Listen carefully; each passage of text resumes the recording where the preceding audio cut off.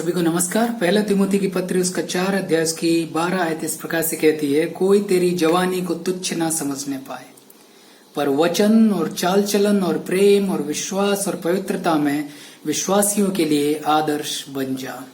पौलुस यहाँ पर तिमोथी के विषय में बात कर रहा है, लेकिन यह जो बात है बड़ी सटीक बैठती है आज के नव युवकों के लिए जो कलीसिया में पाए जाते हैं। विशेष रूप से वह नव युवक जो लीडर हैं, आप कह सकते हैं वो आपके वर्शिप लीडर हो सकते हैं, वो आपके कलीसिया के अगुवे हो सकते हैं, या फिर आपके यूथ डायरेक्टर हो सकते हैं, कोई भी हो सकता है। उनके विषय में ये बड़ा ही लागू होता है, आज भी लागू होता है।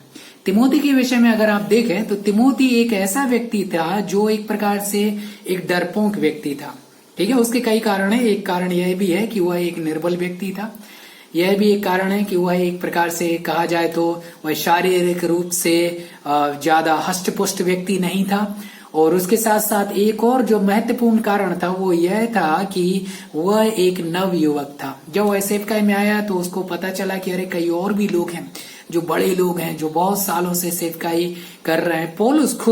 पौलुस उसके विषय में कहता है कि वह एक प्रकार से उसका आत्मिक पुत्र है। तो उसने पौलुस को भी देखा और कलीसिया के लोग भी, कई और भी बड़े बुजुर्ग लोगों को उसने देखा। और एक प्रकार से कहा जाए तो जो उसका मन था वह उतना ज्यादा निर्भीक नहीं था, उतना ज्यादा वह निडर नहीं था। तो पौलुस उससे इस प्रकार से कह रहा है, पौलुस कह रहा है कि कोई तेरी जवानी को तुच्छ ना समझने पाए। क्यों? क्या यह तुच्छ समझने वाली बात केवल नव युवकों पर ही लागू होती है? नव युवक या फिर नव युवतियां, क्या यह बड़े लोगों पर लागू नहीं होती? वो लोग जो 40 साल 50 साल 60 साल के हैं, क्या उन पर लागू नहीं होती है?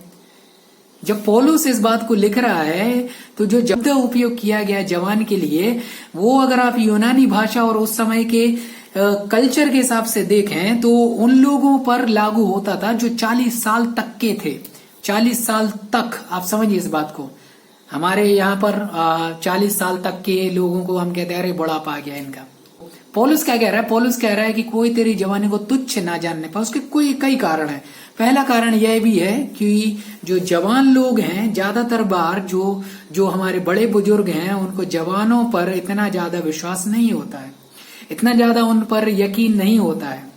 उनको लगता है कि अरे ये लोग तो इनको ज्यादा एक्सपीरियंस नहीं है, ज्यादा अनुभव नहीं है, तो ये उन चीजों को नहीं कर सकते हैं। कुछ चीजें सही भी हैं, वो सही बातें भी है, कुछ चीजों में आपको अनुभव होना आवश्यक है। लेकिन जब बात आती है परमेश्वर के वचन की शिक्षा की, तो उसमें आपको परमेश्वर के वचन के ज्ञान की ज्यादा आपको आवश्यकता होती है, ना कि अनुभव की आवश्यकता होती है।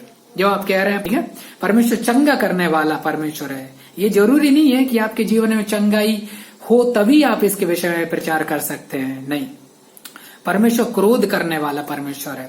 ये जरूरी नहीं है कि परमेश्वर जब आपके जीवन में क्रोध करे तभी आपको अनुभव होगा और तभी आप कहेंगे कि परमेश्वर क्रोध करने वाला परमेश्वर है। तो इन बातों को भी हमें समझना है कि जब परमेश्वर के वचन की बात आती है तो वहां पर अनुभव आवश्यक है, लेकिन उससे ज्यादा परमेश्वर का वचन का ज्ञान आवश्यक है।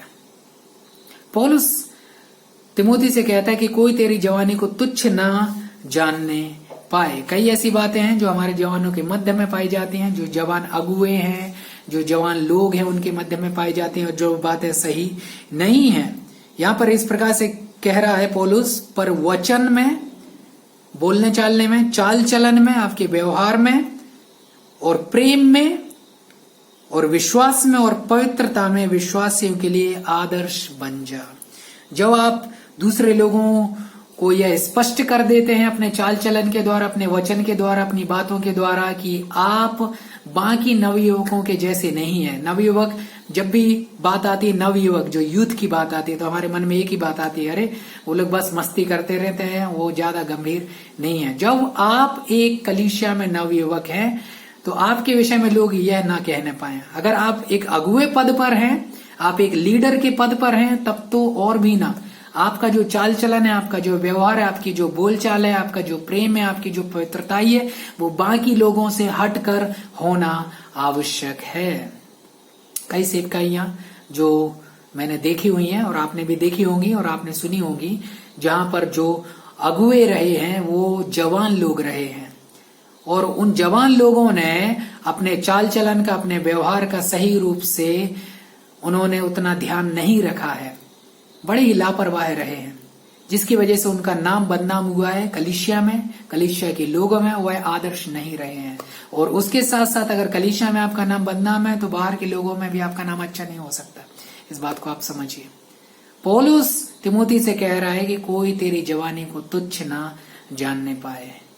मेरे प्रिय भाई और बहनों, जो जवान लोग हैं, आप भी इस बात को समझिए कि आपकी एक जिम्मेदारी है अपने आप का विश्वास का नमूना, एक विश्वास का उदाहरण दूसरे लोगों तक रखने के लिए। कोई और आपकी गवाही नहीं बनाएगा। आपकी गवाही आपके परिवार से नहीं बनेगी। आपके मम्मी पापा अच्छे हैं तो ठीक है, ये भी बंदा भी अच्छा ही होगा, नहीं। आपकी गवाही आपके दोस्तों से नहीं बनेगी।